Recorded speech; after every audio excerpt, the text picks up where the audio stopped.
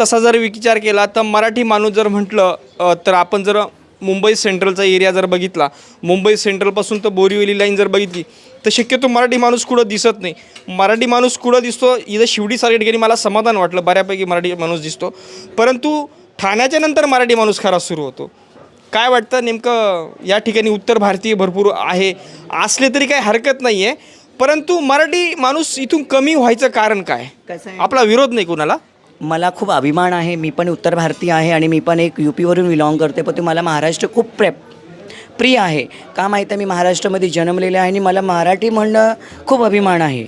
आणि आज परत बघायला गेलं तर भरपूर जणं असं मारवाडी गुजराती लोक येऊन आज आपल्या महाराष्ट्रावर कब्जा करत आहेत. तरीही मी एवढंच म्हणेन, मराठी माणसं जागावा आणि आपल्या मराठीचा शब्दाचा जाणीव ठेवा, एवढंच मी पहिल्यापासून म्हणत आले.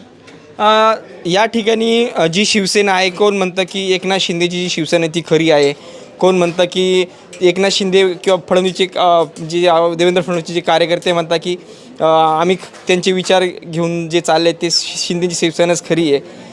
त्याबद्दल तुम्हाला काय वाटतं? मला तर एवढंच वाटतं की जे पण निवडून यावं, आमचं भविष्य चांगलं करावं. मी कोणाचं नाव तर घेऊ शकणार नाही, पण कुणी पण निवडून यावं. आमच्या ह्या गरीब लोकांचं, आमचं काही लोक असं भरपूर जण आहेत बघा, त्यांना घरही भेटले नाही, घर असून पण ते बेघर आहेत. तर मी सरकारला एवढंच विनंती करेन की प्लीज गरिबांकडे लक्ष द्यावं आणि सगळ्यांकडे लक्ष द्यावं आणि खासकर आमचे जे किन्नर लोक आहेत त्यांच्याकडे पहिला लक्ष द्यावं. की पुरुषांकडे बायकांकडे सगळं लक्ष देतात, थर्ड पर्सन जे आहेत त्यांच्याकडे कोण लक्ष द्यायला झालं आहे.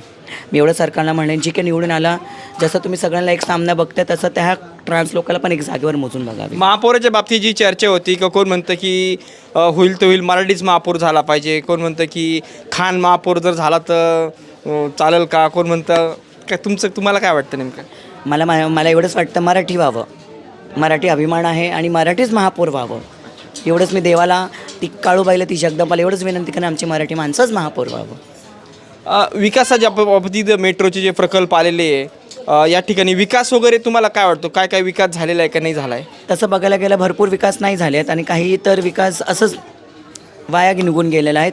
हां, काही चांगले केलेले आहेत. मेट्रोच्या बाबतीत हा जो तुमच्या परिसरात जी मेट्रोची जी लाईन दिसते, किती वर्षापासून हिचं काम सुरू झालेलं आहे नेमकं? तसं बघायला गेलं तर आता माझं वय 35 होत आलं आहे.